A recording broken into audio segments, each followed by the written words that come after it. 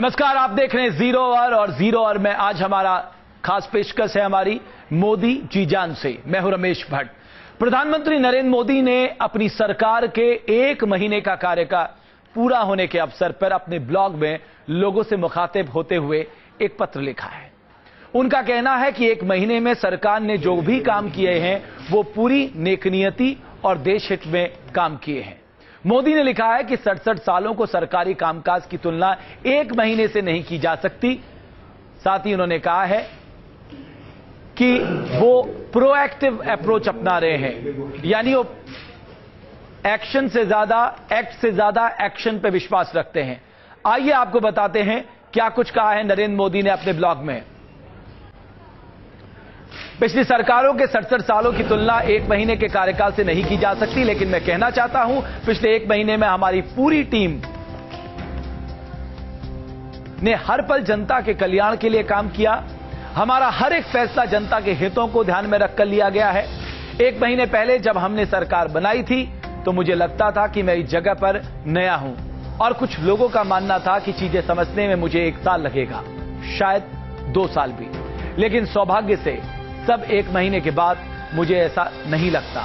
मेरा आत्मविश्वास और जज्बा बेहद बड़ा है।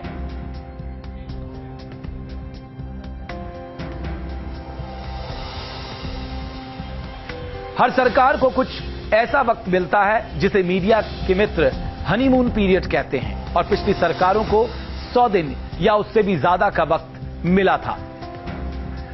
लेकिन अफसोस कि हमें ऐसा वक्त नहीं मिला और 100 दिन को भूल जाओ, 100 घंटे भीतर भी आरोप लगने शुरू हो गए। लेकिन जब कोई सिर्फ इस मकसद से काम कर रहा हो कि जी जान से देश की सेवा करनी है तो ऐसी बातों से फर्क नहीं पड़ता। इसलिए मैं काम करता हूं और बहुत संतुष्ट हूं।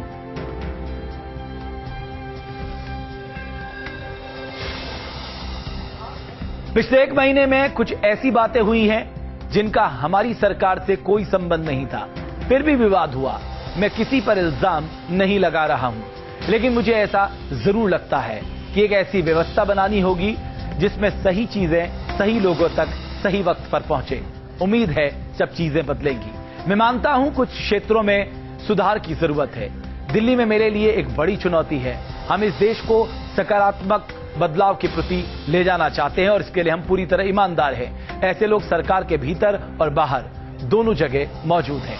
प्रधानमंत्री नरेंद्र मोदी ने यह ब्लॉग लिखा है।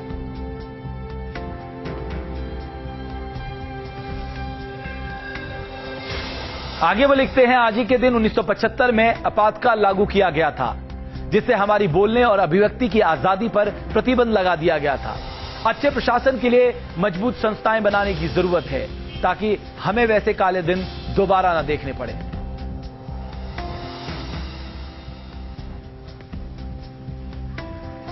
तो नरेंद्र मोदी ने 1 महीना पूरे होने में ब्लॉग में ये सारी बातें लिखी हैं।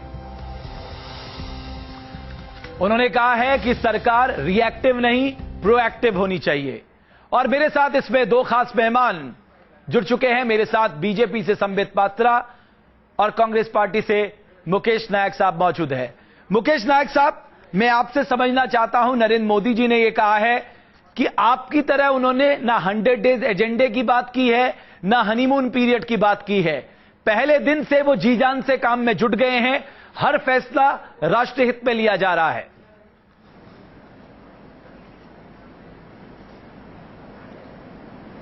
देखिए, पूरे देश में श्री मोदी जी ने जो कहा था, सारे परिणाम उसके विपरीत पूरी देश की जनता के सामने आ रहे हैं। हम आज की बात करते हैं तो बीते हुए कल और आने वाले कल की बात करते हैं, तर्क देते हैं, आंकड़े बताने लगते हैं। लेकिन पूरे देश ने देखा कि सैकड़ों आम सभाओं में मोदी जी ने महंगाई को चुनाव में अपना मुख्य मुद्दा बनाया था। और आज ये हालत है कि जब पिछली डिबेट आपके साथ मेरी हुई थी तब 300 से 300 साढ़े 300 रुपए एक उपभोक्ता पर भार आ रहा था 1 महीने में, और आज 1 महीने में 500 रुपए अतिरिक्त आर्थिक बोझ भारत के एक उपभोक्ता पर आ रहा है।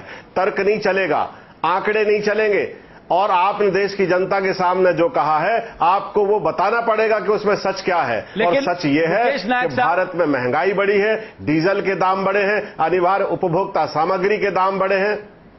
मुकेश नायक साहब, डीजल के दाम इसलिए रेल के दाम बढ़े हैं। डीजल के दाम इसलिए बढ़े क्योंकि आपकी सरकार ने उसको मार्केट धीरे धीरे डीरेगुलेट करने की दिशा में कदम उठाया था। वीरप्पा मोइली साहब के कार्यकाल को याद करिए। रेल के दाम इसलिए बढ़े हैं क्योंकि आपकी सरकार ने इंटरिम बजट में प्रावधान किया था। और सबसे बड़ी बात, नरेंद्र मोदी जी ने कहा ये सारे फैसले उन्होंने देश हित में लिए हैं।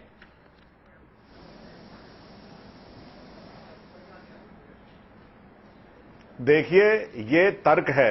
असली बात यह है, आज का सच यह है कि महंगाई बढ़ी है और बीजेपी ने पूरे भारत में महंगाई को अपना मुख्य मुद्दा बनाया था। अब ये कहने से काम नहीं चलेगा कि बीते हुए कल के कारण महंगाई बढ़ी है या आने वाले कल की हम तैयारी कर रहे हैं इसलिए महंगाई बढ़ी है। आज का सच ये है कि देश में महंगाई बढ़ी है और बीजेपी ने देश की जनता से जो आश्वासन दिया था, सपने दिखाए थे, उसके विपरीत ये परिणाम आए हैं। मुकेश नायक साहब वो कह रहे हैं कि हम रिएक्टिव नहीं, हम प्रोएक्टिव अप्रोच अपना रहे हैं। आप लोग रिएक्टिव भी नहीं थे। देखिए, ये भाषणबाजी है। भाषणबाजी बीजेपी को सिखाई जाती है। ये भाषणबाजी में माहिर है। मैं सीधा सीधा एक सामान्य उपभोक्ता और सामान्य नागरिक की हैसियत से पूछ रहा हूं।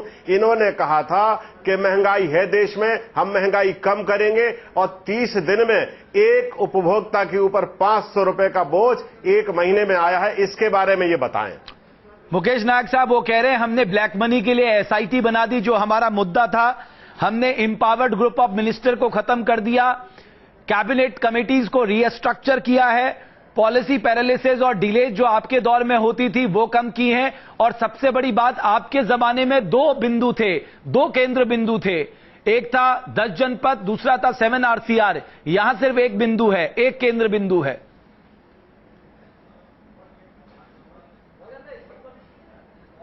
देखिए, मैं ये कहना चाहता हूं कि ये कहने से काम नहीं चलेगा कि आप हमारे प्रस्ताव को आपने आगे बढ़ाया है, हमारे विरुद्ध मैंडेट आया है, हम चुनाव हार चुके हैं, हमने जनादेश को स्वीकार किया है। अब हमें इस बात का स्पष्टीकरण दें। आप एसआईटी की बात कर रहे हैं। एसआईटी इन्होंने सुप्रीम कोर्ट के ऑर्डर से बनाई है और जिस दिन इन्होंने एसआईटी बनाई वो सुप्रीम कोर्ट के ऑर्डर से बनाई और उस दिन उसकी लास्ट डेट थी, इसलिए उन्होंने एसआईटी बनाई। आप काला धन लेके आइए, चाहे एसआईटी बनाएं, चाहे कोई भी उपाय कराएं। आपने देश की जनता से कहा है कि देश का काला धन आप लेके आएंगे, आप काला धन लेके आइए। चलिए मुकेश नायक साहब, आपका तर्क अपनी जगह है, बीजेपी का तर्क अपनी जगह है। इन सब के बीच जनता से आपने कहा था कि काला धन लाएंगे, आप कब लाएंगे? आम जनमानस इस एक महीने को किस तरह से देख रहा, आप मेरे साथ बने रहिए, वो सबसे महत्वपूर्ण है। दरअसल प्रधानमंत्री नरेंद्र मोदी की सरकार को 30 दिन पूरे हो गए हैं। देश की राजधानी के लोग नरेंद्र मोदी की सरकार के बारे में क्या सोचते हैं, आइए सबसे पहले इस पे नजर डालते हैं। मोदी सरकार को सत्ता में आए हुए पूरा 1 महीना बीत चुका है और ऐसे में उन्होंने कई कड़े फैसले भी लिए हैं और उसी के चलते खासकर युवा उनकी सरकार के बारे में क्या सोचते हैं, इसलिए हमारे साथ कुछ युवा हैं बात करने के लिए। उन्हीं से बात करते हैं। मोदी सरकार को 1 महीना हो गया है सत्ता में आए हुए, 10 में से कितने अंक देंगे? 10 में से 8 मार्क्स देंगे हम मोदी सरकार को। 10 में से 10। 10 में से 9। 10 में से 7। आपसे अगर मैं पूछूं, मोदी सरकार ने बहुत से ऐसे कड़े फैसले लिए हैं, उन्होंने कहा था अच्छे दिन आएंगे, पर कड़वे फैसले भी उन्होंने लिए हैं। क्या आपको लगता है कि वो सारे फैसले ठीक? जी, पिछली सरकार की गलतियां की हैं उनको दूर करने के लिए कुछ तो कड़े फैसले लेने ही थे, क्योंकि अगर हम किसी बीमारी की दवा लेते हैं तो पहले हमें कड़वी लगती है, बाद में वो मीठी लगती है। तो इसलिए आगे हमारा भविष्य हमारा सुधर सके, अच्छा भविष्य हो सके, इसलिए उन्होंने कड़े कदम लिए हैं। युवा आप हैं, भविष्य देश के आप हैं, क्या लगता है आपको कि मोदी सरकार जिस तरह का उन्होंने दावे किए थे, वादे किए थे कि अच्छे दिन आएंगे, 1 महीने का जो उनका पूरा कार्यकाल है, किस तरह की उम्मीदें? बहुत ही ज्यादा उम्मीदें अब तो हमारी बढ़ रही हैं। जैसा कि उन्होंने काला देश के लिए सबसे अच्छा काम जो कहा था वो काला धन वापस लाने के लिए बात कही थी। कहीं ना कहीं वो उसके लिए उन्होंने एसआईटी का गठन पहले ही दिन आकर कर दिया था और उसके बाद 4 ईयर ग्रेजुएशन के लिए भी लगातार वो बराबर प्रॉपर संघर्ष करते रहे हैं और आने वाले टाइम पे भी करते रहेंगे। जैसा कि आपने पिछले कई दिनों से देख रहे हैं, उन्होंने अपने कई मंत्रियों को भी कुछ ऐसा नहीं है कि उन्होंने सबसे कहा कि सब साथ मिलकर कार्य करेंगे और साथ मिलकर देश का विकास करेंगे, पर उन्हें थोड़ा समय तो देना चाहिए। इसलिए सर आपसे पूछूं, महंगाई बहुत बड़ा एक मुद्दा था, बीजेपी सरकार भी जो सत्ता में आई है उसने भी महंगाई को बहुत बड़ा मुद्दा रखा था। आपको लगता है कि पूरे 1 महीने में कुछ काम वो इस बारे में कर पाए हैं या किस तरह का प्रदर्शन सरकार कर रहा है? देखो, सरकार इस दिशा में कदम उठा रही है, जैसे हर चीज पे ध्यान है सरकार का। 4 साल का इन्ना कोर्स कराया था, बिल्कुल गलत कराया था, अब 3 साल का कर दिया है, बहुत अच्छी बात है स्टूडेंट्स के लिए। और नंबर 2, ये बिल्कुल जो फार्म भरे गए हैं इनको कैंसिल करके नए सिरे से इसकी प्रक्रिया होनी चाहिए हमारे हिसाब से जी। तो आगे क्या उम्मीदें हैं मोदी सरकार से, क्योंकि अभी तो एक ही महीना बीता है, आगे अभी और भी पूरा टाइम चाहिए। हम युवाओं को मोदी सरकार से बहुत उम्मीदें हैं। हमें रोजगार चाहिए सबसे पहले तो, क्योंकि लास्ट 10 सालों में इतने रोजगार हमें कम मिले कि आज हमारे आसपास बेरोजगारों की फौज है। तो हम सबसे पहले तो मोदी सरकार से रोजगार चाहते हैं, साथ ही साथ हम चाहते हैं कि शिक्षा जो मिले वो कौशल विकास वाली शिक्षा मिले, जिससे कि हम कुछ कमा सके। ऐसी शिक्षा नहीं कि बीए पास कर जाओ और सड़कों पे टहलते रहो, हमें ऐसी शिक्षा नहीं चाहिए। अब हमें चाहिए कौशल विकास वाली शिक्षा चाहिए और हमें रोजगार चाहिए। बहुत सी उम्मीदें अभी भी बाकी है। हालांकि एक महीना बीजेपी सरकार को बीत चुका है और कुछ हद तक जो युवा हैं खासकर दिल्ली के, वो थोड़े संतुष्ट जरूर नजर आ रहे हैं। पर अभी आगे बहुत सी उम्मीदें हैं, क्योंकि बहुत बड़े दावे वादे मोदी सरकार ने किए थे। तो आगे अभी एक ही महीना बीता है, आगे किस तरह का वो काम करते हैं वो जरूर देखना होगा। हालांकि उम्मीदें जो है युवाओं में खासकर बहुत ज्यादा है। वीडियो जर्नलिस्ट शशांक के साथ छवि चौधरी, न्यूज नेशन, दिल्ली। तो ये है नरेंद्र मोदी सरकार से अपेक्षाएं, और ये अपेक्षाएं अब लगातार बढ़ती जा रही हैं। हालांकि 30 दिन बहुत ज्यादा दिन नहीं होते, लेकिन बीजेपी ने दिल्ली में अरविंद केजरीवाल से 30 दिन का भी हिसाब किताब मांगा था। संबित पात्रा बीजेपी के नेता इस वक्त मेरे साथ जुड़ चुके हैं। संबित, ये तो बात रही काम क्या हुआ, लेकिन जरा ये बताइए कि आप पर्सनल स्टाफ में अपने परिवार के लोगों को नहीं रखेंगे, आप नई गाड़ी नहीं खरीदेंगे, आप मीडिया में नहीं ज्यादा बात करेंगे, ये क्या डिस्ट्रस्ट नहीं है प्राइम मिनिस्टर का अपने मिनिस्टर्स के ऊपर?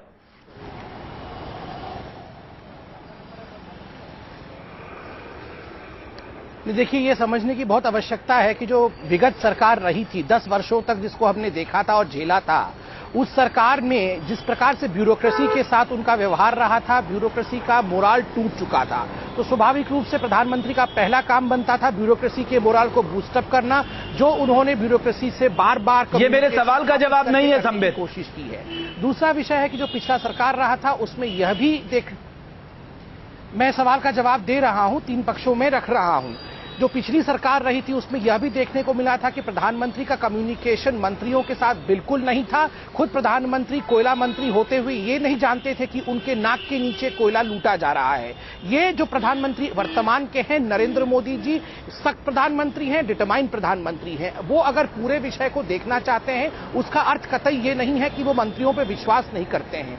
जो परसेप्शन पिछले सरकार की थी, अब वो बहुत अच्छी तरह से चेंज हो चुकी है कि सब कुछ प्रधानमंत्री की निगरानी में स्वाभाविक रूप से होना चाहिए। एक डिटरमाइंड प्रधानमंत्री का डेफिनेशन ही वही होता है। नहीं, अगर सब कुछ प्रधानमंत्री तय करेंगे तो फिर मंत्री क्या करेंगे?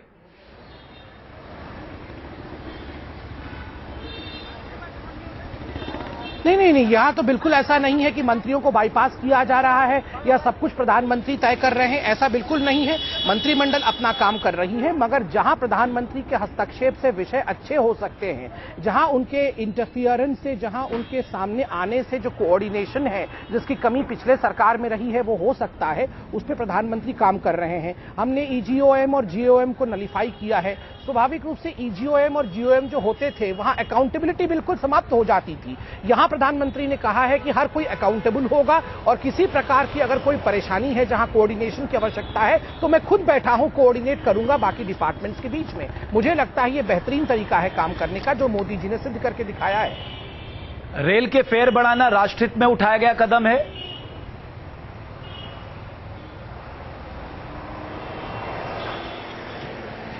स्वाभाविक रूप से आप देखिए, रेल चरमरा रही थी, रेल समाप्त होने वाली थी। अरुण जेटली जी ने बिल्कुल सही कहा, difficult decision but a necessary decision. ये डिफिकल्ट था मगर करेक्ट डिसीजन था, क्योंकि आप देखिए 900 करोड़ रुपए प्रति माह का रेलवे का जो है लॉस हो रहा है। मनमोहन सिंह भी यही कह रहे थे। 90.8 ऑपरेशनल रेशियो है। जो रेलवे कमाती है वो खर्चा कर देती है। नहीं, मनमोहन सिंह कुछ कह नहीं रहे थे, यही प्रॉब्लम है। आज नरेंद्र मोदी जी ने एक ब्लॉग के माध्यम से अपने 1 महीने के कार्यकाल को पूरे देश के सामने रखा है। ये एक बहुत बड़ा कदम है। समझे तो बहुत छोटी चीज है कि ब्लॉग लिखा, मगर आप बूझे तो देखिए कितना बड़ा कदम है कि प्राइम मिनिस्टर खुद रूबरू हो रहा है देश के सामने, पल पल की खबर दे रहा है कि मैं ये कर रहा हूं, मैं क्यों कर रहा हूं, जो कि बिल्कुल पिछले सरकार में कम्युनिकेशन गैप था। पिछले सरकार में कोई जनता के समक्ष कम्युनिकेट ही नहीं कर रहा था। मुकेश नायक साहब, आप ये मानते हैं कि आपकी सरकार ने जो जो गलतियां की हैं, नरेंद्र मोदी एक के बाद उन्हें दुरुस्त कर रहे हैं? आपके जमाने में मुझे नहीं पता पर्सनल स्टाफ का क्या वाकया हुआ, नई गाड़ियों का क्या वाकया हुआ, मीडिया में बोलने की आजादी का क्या वाकया हुआ, लेकिन बीजेपी में इसकी मनाही है।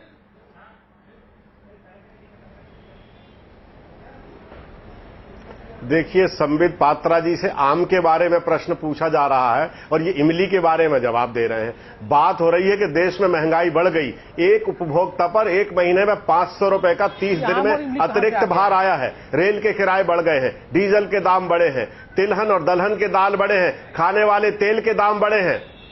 आप क्या बात कर रहे हैं? पूरे देश की जनता के सामने आपने कहा था कि महंगाई पर हमें मैंडेट चाहिए, आपको जनादेश आपके पक्ष में गया, लेकिन